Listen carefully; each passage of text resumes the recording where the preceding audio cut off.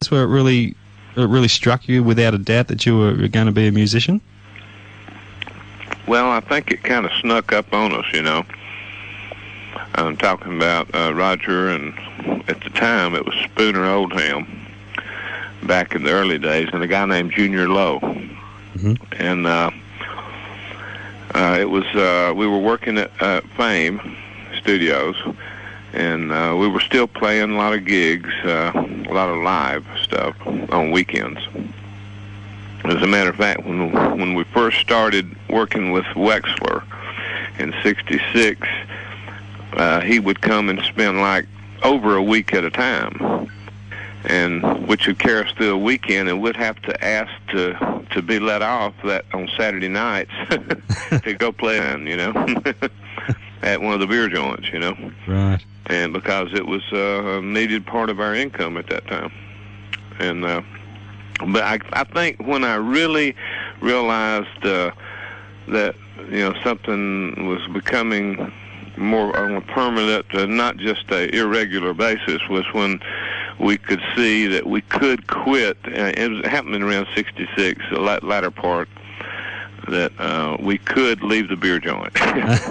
And when we were able to play enough sessions to do that, you know, I think that was a pretty good indication at the time, and it was good to get out of there too, you know. Yeah, yeah. Because none of us even drank beer. It's sort of like I don't know if you know about musicians or not, but most musicians never learn how to dance. and matter of fact, we think it's real weird that people like to do that. And but I didn't know if you had ever heard of that.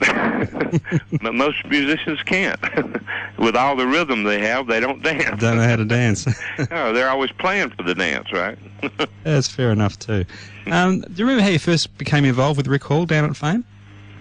Well, when I first became aware, of course, you know, in this a little small town like we live, there was not too many musicians that pursued this.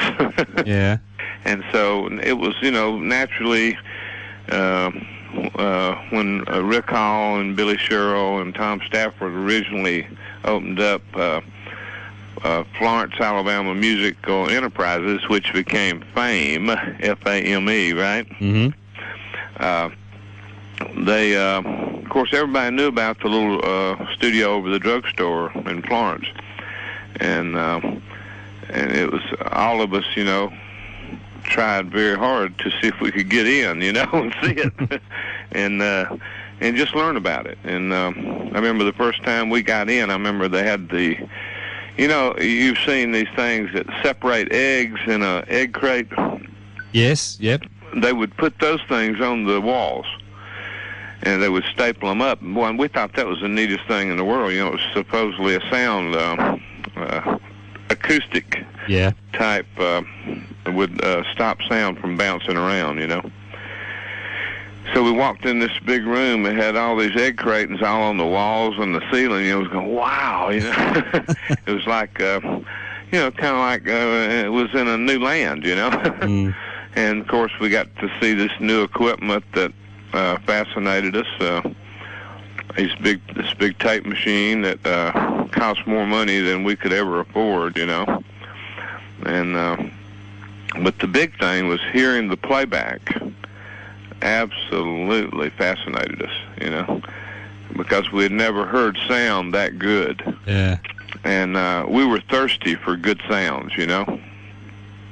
And I remember the first time my uncle built me like a bass reflex cabinet for my hi-fi. I mean, one speaker, mono, you know, and you could hear the bass distinctively better than you ever could before that. And I mean, we'd sit around and marvel, listen to the bass, man, dig the bass. You can hear the bass. So we were, anything to do with sound, I remember we'd listen to the radio. And, I mean, I was always fascinated, the song Mystery Train by Elvis was always a fascinating thing because it had the slapback echo, and I didn't know what that was. Yeah. And it was just a sound of the times. Sam Phillips used it a lot on his recordings. and we didn't know what it was. If you ever listened to that song, a guitar player would have extreme troubles to try to duplicate that without the equipment, right? Mm-hmm. But we learned to play it without it. And we didn't know that you wasn't supposed to be able to, you know? Yeah. And to this day, I mean, I can still play and duplicate that slapback effect without the slapback. And but it's just stuff like that. It was like, you know, where a lot of people would be interested in other things, from making movies or something, to do something else. But we were always just fascinated with audio, yeah, and with music, period. Right. I think you were one of the first employees of Fame, weren't you? The first, yeah. The first, right. So what was a typical day for you like in those very early days? The very first time I worked for Rick, I was still in college. And I was in college from like out of noon, and like half a day at school and half a day at work. Mm-hmm. And after lunch, or actually during lunch, I would come in and then work till about 6 or 7, or as late as necessary. Yeah. But if there's no recording going on, I'd usually leave about 7. But I see, music has always been in studios for me.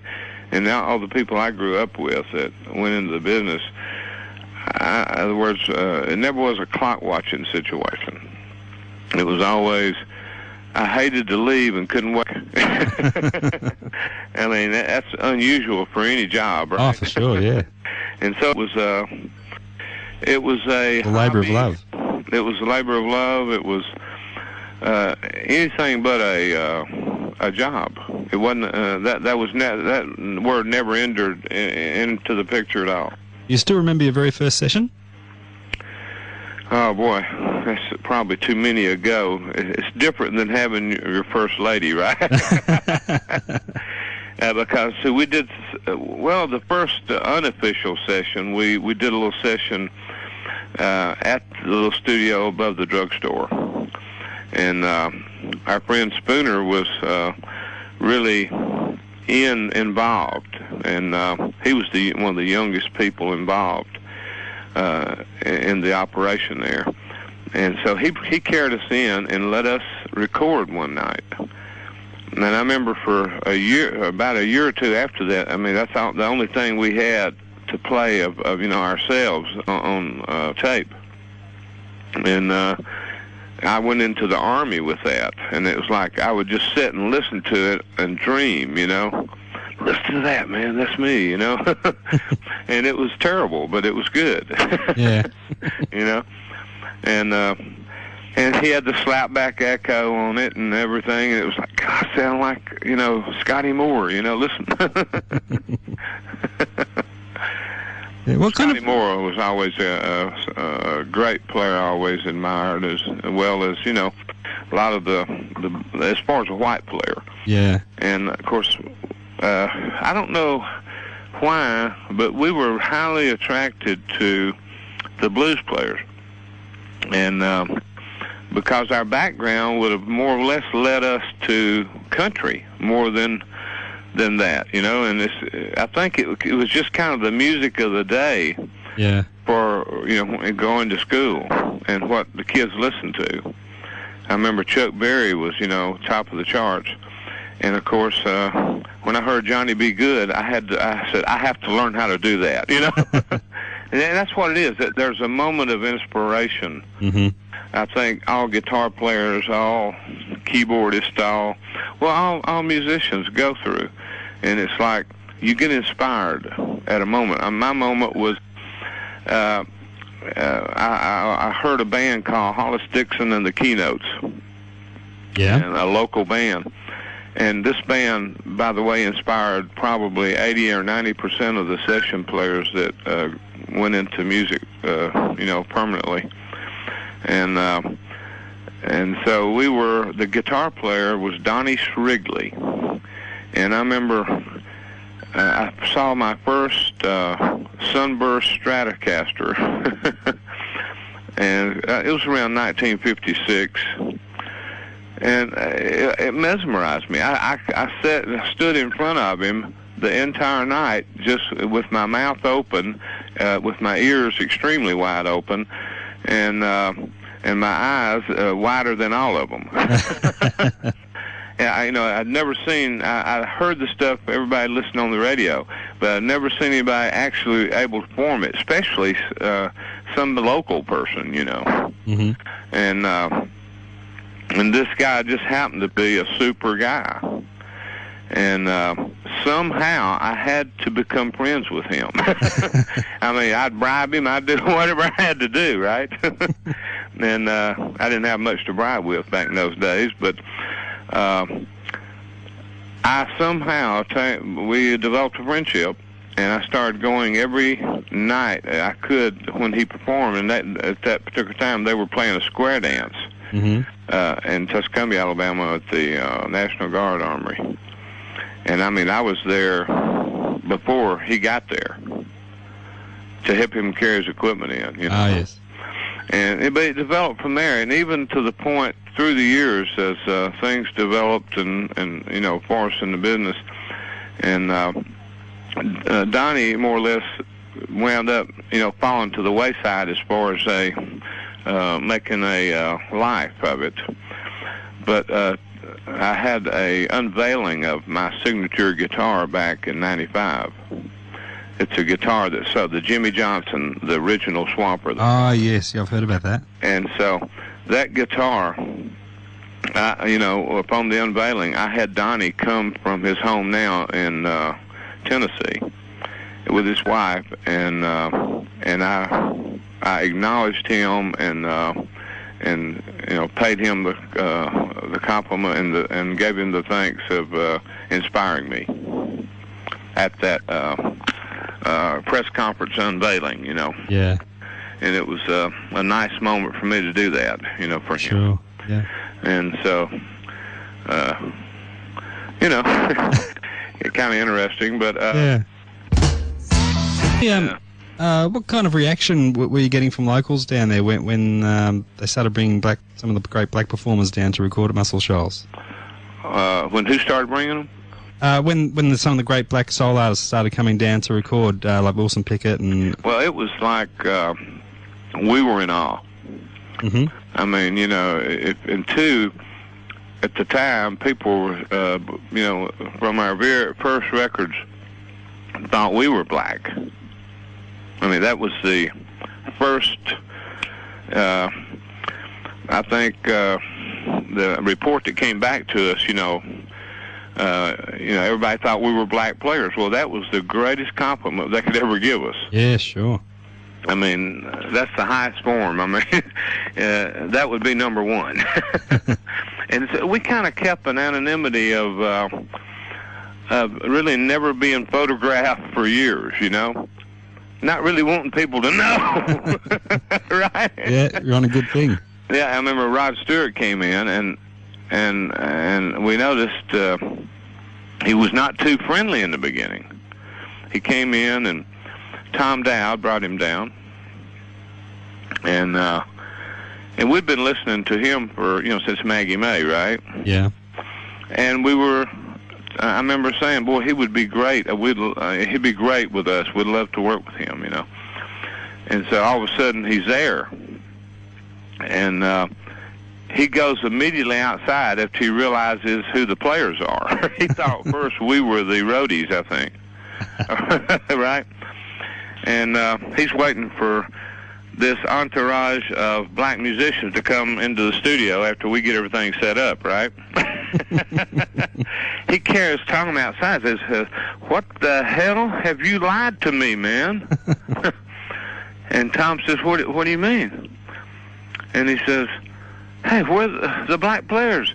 And all of a sudden, Tom said in this article I read that he was interviewed that we started playing for the first time instead of just tuning and setting up, right? Yeah. He said, Rod's mouth fell open. He said, "I've never been more humiliated." The fact that he thought, that we were black. Because, and then from that point, he didn't sing for 2 days. Really? And we would cut, and a lot of times we'd finish a track, and they'd put it in the can, And we started getting uncomfortable. We enjoy an artist singing with us. Yeah. As a pilot, you know. We get inspired that way, too, you know. Mm-hmm. And so I remember I went to Tom. Finally said, Tom, what is going on here? Why don't he sing? And Tom said, he's intimidated. Yes. I said, what? Says he's intimidated. He said, you're the guys that played on all those Pickett, Mustang Sally, all these Land of a Thousand Dances, all this stuff, Aretha. Says he don't want to sing in front of you. And we said, well, tell him this, that we feel that way about him. And when the word got back, he started singing then. Yeah. And it was... But we did play a different brand of rock and roll from what he was used to, the English style. Mm-hmm. We played more Americanized Bob Seger type rock and roll. Of course, we were recording Bob Seger. That's right, yeah. And but it was a little different style on the Atlantic Crossing album. If you notice, Steve Cropper joined us on that album. Uh-huh. And Tom Dowd, of course, produced it. Are you familiar with Tom? Yeah, sure. Yeah. Big, great man, huh? Great producer. Mm-hmm. You know the first record he ever engineered? No, tell me. In 1948. If I knew you were coming, I would have baked a cake. Really? Which is a big old standard in this country. Yeah. Wow. Well, if I ever speak to him, I'll have to bring that one up. Do you have vivid memories of your first sessions with Aretha? Oh, yeah. It was a time none of us had ever heard of her. And Wexler was just chomping at the bit to bring this lady down. And we didn't know why, but, you know, I think inside we knew from our respect of him that it had to be something extra special, you know. And so in other words, she had never had a hit. That's right. She had been with CBS and I think John Hammond, and they recorded her basically jazz style, I think, and which they were great, but they just had no creative songs or the type songs that people would lay out the buck for, you know. Yeah. What do you think made the difference? Yeah, but she was wonderful, and he knew it. But you know, we'd never even heard any of the jazz records or anything. Mm. But her husband, Ted White, brought her down with his valet, and the three came, and Wexler. Yeah. And Rick Hall was like a co-producer. We did it at Fame and with Wex. I have to tell you, the first probably 2 years of working with Jerry was it was incredible because, I mean, here was a man that we'd never heard of vocabulary on a human being like this. Mm-hmm. Not only did he have total command of the language, which I had to go to the dictionary every time I'd I'd spend time around him and try to, you know, decipher what he told us. I mean, it was just a great thing for us or anybody to be around, you know. Yeah. Plus, he had this incredible Yankee New York accent that we all learned to imitate very good. And but we had so much respect for this guy. At the time, he was, you know, executive vice president of Atlantic. He ran the company day to day. Mm. He was the boss. And so, you know, after spending time in New York with him and in L.A., in Muscle Shoals, you know, you realized, I mean, the respect you'd have for this man would be like, I remember the first time he called me on the telephone personally to invite me to come to New York to do a King Curtis album. If the President of the United States had called me, it would have meant a lot less. Okay?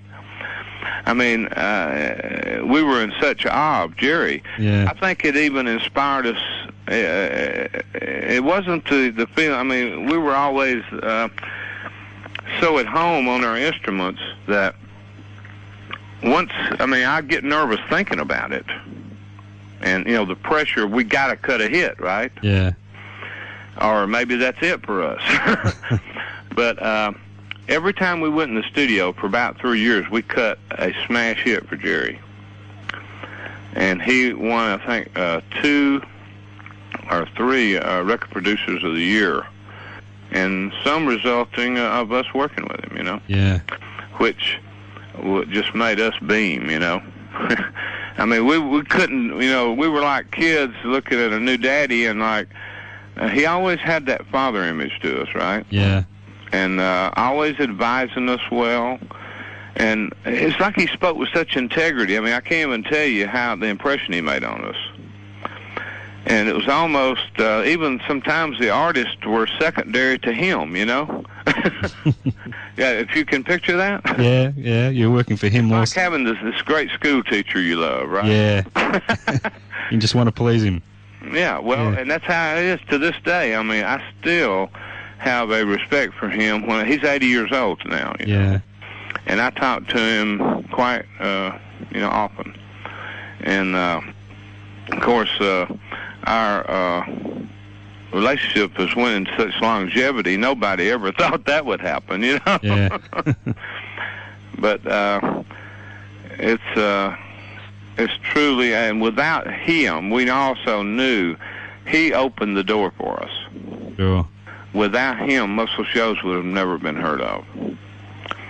And so probably would not have Memphis as a recording center, Macon, or you can go on down the line, Yeah. He's done so much. Yeah, I mean, this man, and he was basically personally responsible. Back in those days, they didn't have think tanks like they do now. Mm-hmm. All the majors, they have a think tank. And when they sign an artist, now Jerry made the decision himself. He was the think tank. Yeah. Yeah. I mean, and all of the executives back in those days, Larry Utah, Florence Greenberg, all the great old executives back then, you didn't need an appointment to go to New York. You walked in. Mm-hmm. And most of the time, he was there.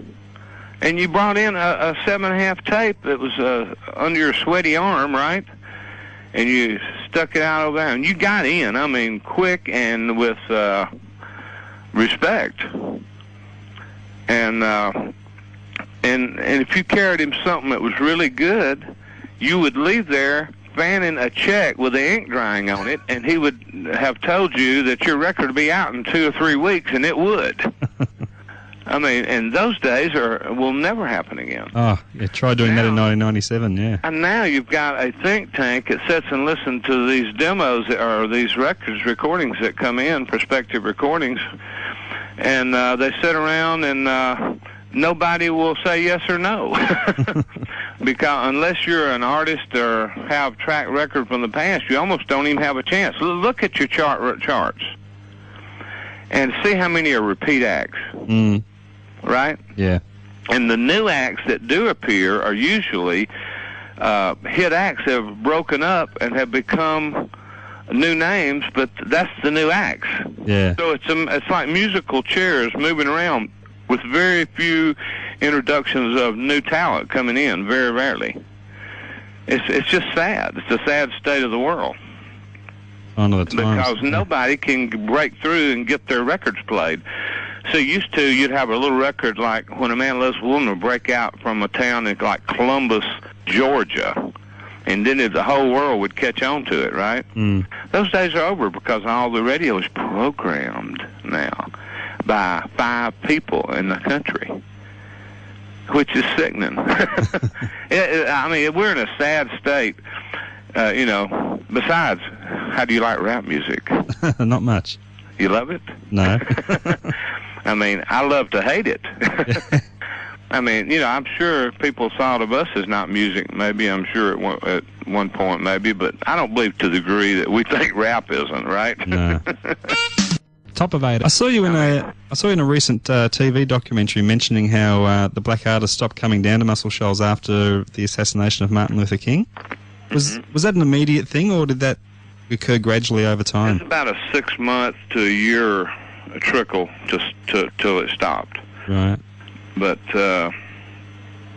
it was fairly quick. I mean, based on how it took to build it up.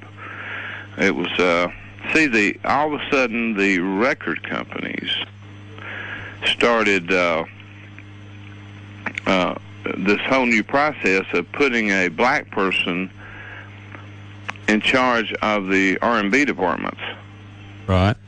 And that was because they wouldn't let black people become head of the pop department or the country department or any other department.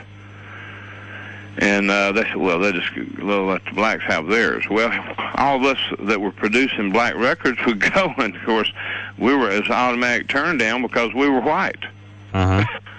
No matter what we carried in. I remember one time I went to Capitol Records in L.A., and they said, well, Mr. Arnold is out of town right now, but said you're wasting your time. I said, what do you mean? He said, well, you're white. They told me. Yeah. I said, you're kidding. I said, but I've got a great product here. He said, it doesn't matter. But it was, what it was racism in reverse. Yeah. And hey, I'm not, it just happened, and we were caught up in it, and all of a sudden we had to switch, and all of a sudden the white artist of the day, like the Rod Stewarts, started coming to our studio, and the black artists quit coming. Paul Simon, Garfunkel, you name it. Yeah. Cat Stevens, the Rolling Stones. I mean, right? Yeah. And Lynyrd Skynyrd. And all of a sudden, from this point on, it was probably by 73, 74,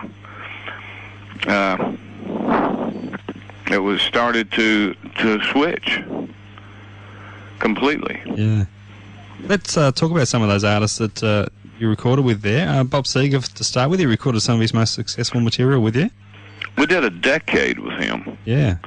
Which is highly unusual for anybody in our business that plays sessions to record that long with anybody. And we did about 5 albums maybe 5 or 6 albums over a 10-year period. Mm. He got to where he'd do an album every year, every other year. And but that was a tremendous relationship. And you could imagine, when Punch Andrews, his manager, and he first came to us, they didn't even have a smell of a hit. Yeah. And so, like, the career developed around the trips to Muscle Shoals. He'd come and spend 3 or 4 days. 3 or 4 days now. Think of this. In the beginning, maybe 5 days, right? Yeah. So after we realized, we settled down, which we saw he enjoyed it. Yeah. That gave him something to talk about, I guess, right? Yeah. At the time, the weather was in such a state that you couldn't get the roof fixed unless we had a flat roof. It had to take about a week of different layers they had to put on it. Yeah.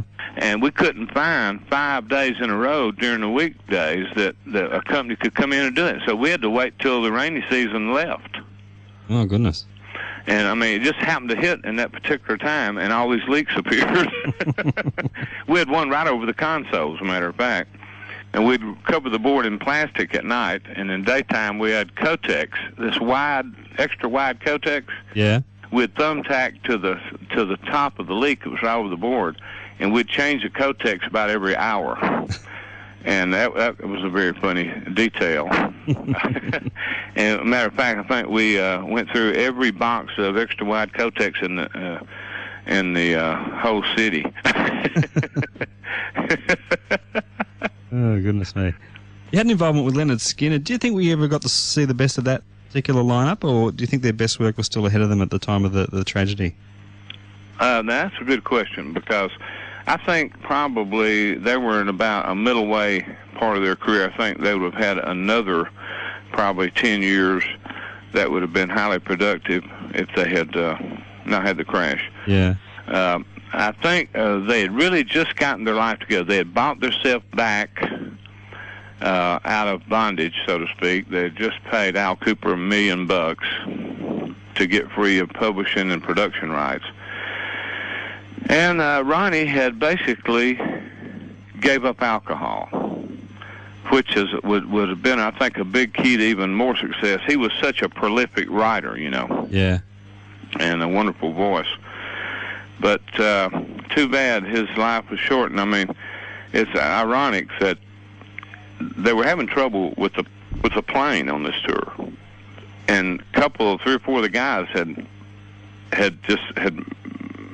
voiced that they didn't really want to fly on the plane, and he threatened them with their job. If they didn't fly, they were out. And it was ironic that, you know, that was sort of a living epitaph to that whole thing. Yeah.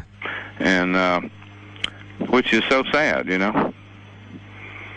And but no, I think you're right. I think there was probably another whole decade that would have got great material from them. Yeah. That would have been as good or better. And that's how good Ronnie was. He was one of those very rare writers, like a Jagger, you know,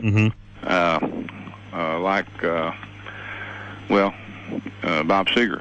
Yeah. That had the ability to, and he could write it on the fly. He could write it in the studio, and also when he was working on the road. He didn't have to have time off, or, you know what I mean? Yeah. And it was amazing. Most of the other albums they came up with after the first album was basically stuff they wrote almost in the studio as they went. As they went, and that's how incredible Ronnie Van Zant was.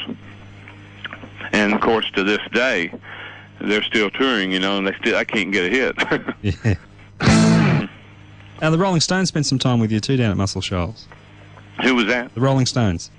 Yeah, Ahmet Ertegun brought them in, and they were in the process of negotiating a deal with Atlantic to distribute American product.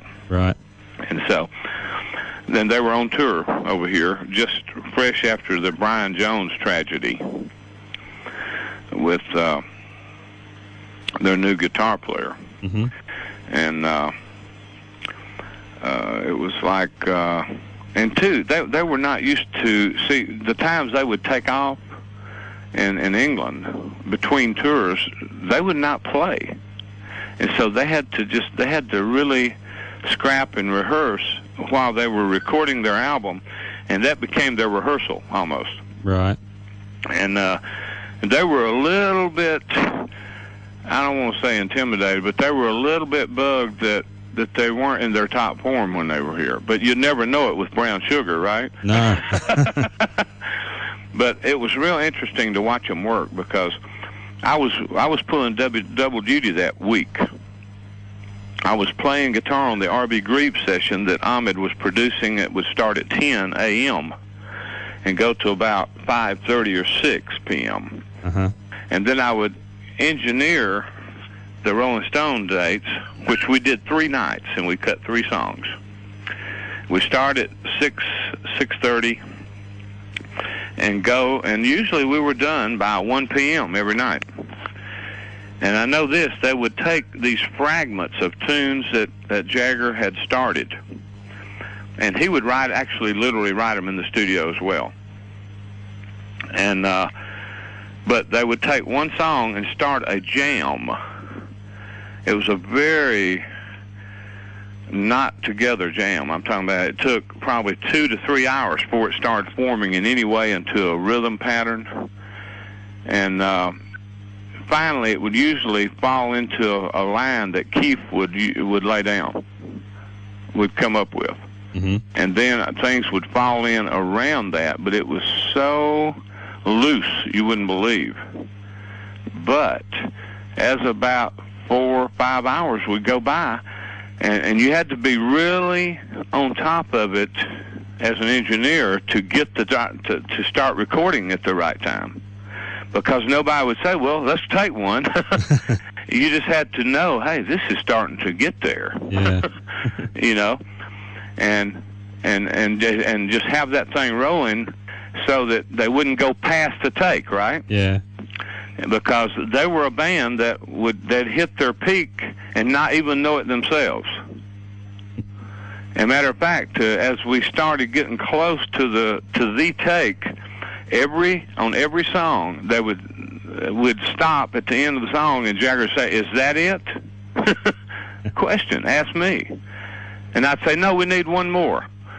And when I heard what I thought was a great take, I would say, "That's it, come listen." And that was it. Yeah. And that was the take. It was interesting. Sure it was. I mean, it's like, all of a sudden I was the judge, Yeah. And but it was absolutely amazing to hear a song like Brown Sugar come together from nothing and Wild Horses, right? Yeah. And then to hear it come, to the end and get the take. I had the guy, engineer from England, leaves my name right now. He did the final mix. He called me. I wish I could think of his name. If I did, I'll fax you or email you or something. Yeah. And he called me after he finished the mix and said, in his accent, of course, I won't try to copy it, but No, that's fine. He said, "I never got what you got on the rough. He said, I just wanted you to know that."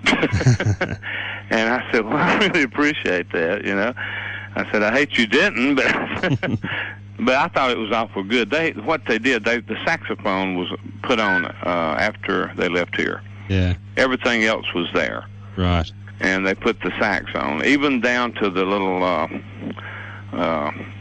sound effects and the percussion things Jagger did was put on its sound. Yeah. And all on 8 tracks. 8 wonderful tracks, right? Yeah. If you had to put your finger on any one thing that attracted all these great people to Muscle Shoals, what do you think it might have been?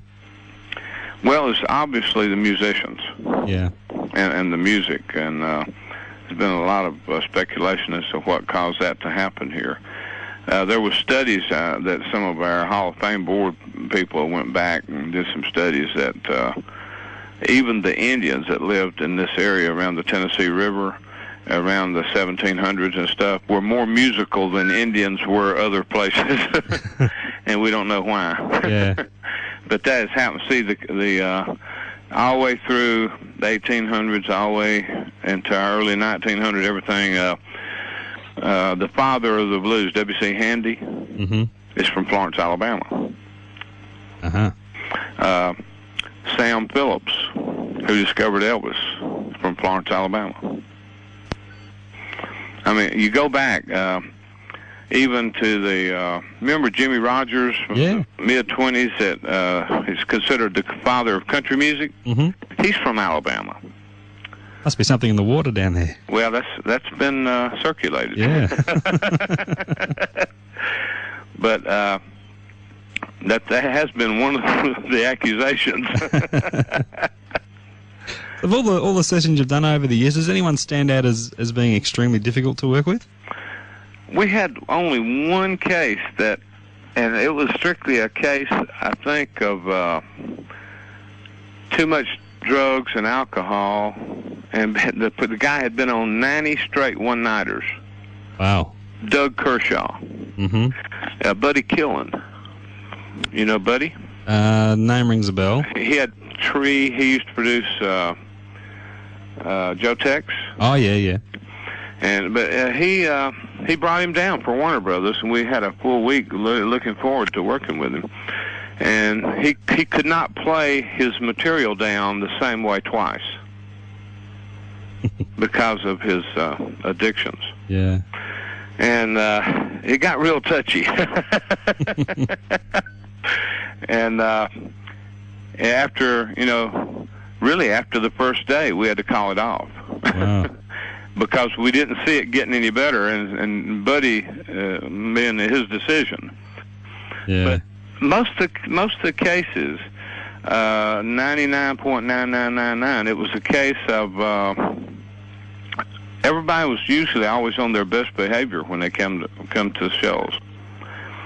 I think the uniqueness of the mystical name, the area, right? It kind of consumed a lot of the artists to the point that they knew this was a great place to start or to revive your career. Mm-hmm. right? Yep. And hey, if your career was starting to on a downslope, come to Muscle Shoals. You would be very cooperative to help get that career going again. And it became a really, I mean, we've had very little problems with egos or anything of artists ever. Yeah. It was always, matter of fact, we usually became real close associates of all the artists we worked with, to the point of, lifelong friendships. Right? Yeah. And I would say that in most every case. And we have been mighty blessed. I mean, you know, I never had to leave town. Ever been tempted to? You know, I'm talking about, you know, how most people in our business has to, if you were in a little small town somewhere, you had to go to New York, L.A., Nashville. Hey, they came to us. Right? Yeah. Which is kind of unique. I mean, it's never. We were sort of the Branson of the recording areas, right? Like, you know, Branson, Missouri. Yeah. Is to the country music live theater thing now. Yeah. So there's never been that temptation to move away, and you haven't really had to, had you? No, I mean, it's been a wonderful. We've led pretty normal lives of people in our business. I mean, we come home to our families every night, and not very much really road stuff as far as concentrations out on tours and stuff. We did a lot of traveling around the world, but it was in, you know, acceptable limits, right? Yeah. And we've done some live stuff, but few and far between, and short duration, and acceptable, you know. Yeah.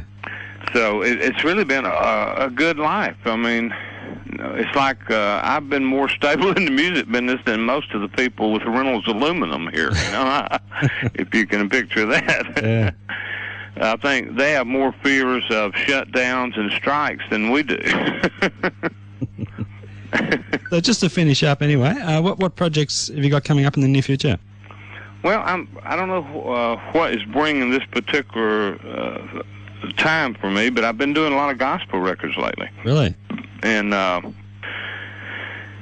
have really enjoyed it. I have been. You heard of Phil Driscoll? Yep. I've been involved with Phil on about 3 projects recently, since '95. And it seems like we're getting more entwined each month as time goes on. He put a studio in Cleveland, Tennessee, about 20, 30 miles northeast of Chattanooga.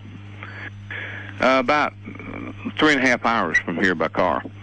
And so I helped him put that studio in, and it seems like I'm going to be spending more time there, as well as, of course, I've been working again at Fame Studios.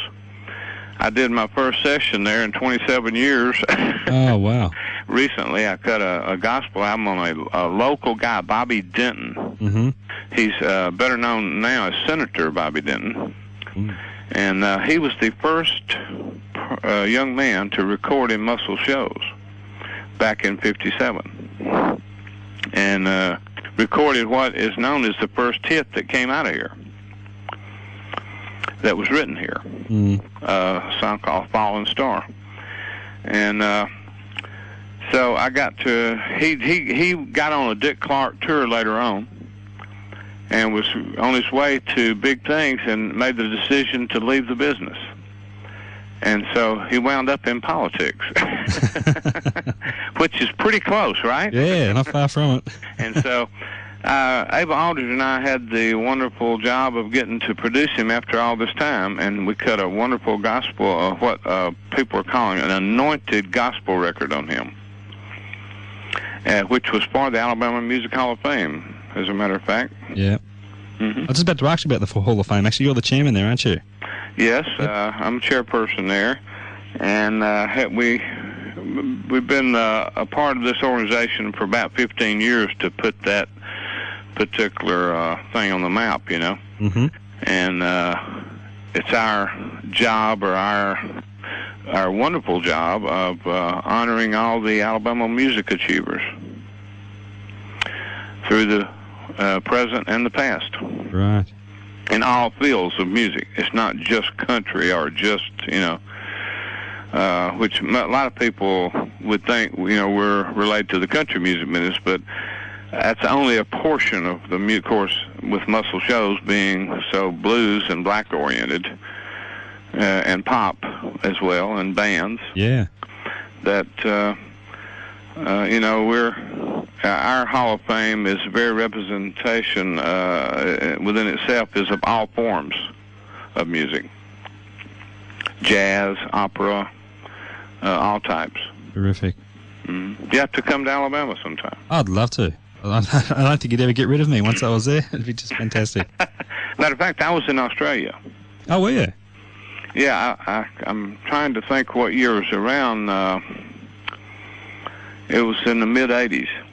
Mm-hmm. And my dad and I made a trip. We've traveled the whole world, he and I. And this was strictly a vacation. Oh, right.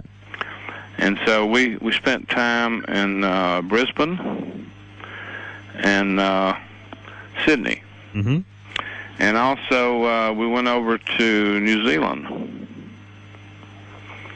And but we really got to appreciate Australia. That's terrific. And met a lot of the people there, and had really got to go into homes and eat dinner with somebody local. Yeah. It was really a wonderful experience. Oh, well, you'd be welcome back here anytime. Well, I appreciate that. Yeah. Look, Jimmy, I won't hold up any more of your time. I know things are pretty hectic for you at home there at the moment, so thanks again. Okay. See you, John. Do appreciate it. Okay. You take care. Bye-bye. Bye.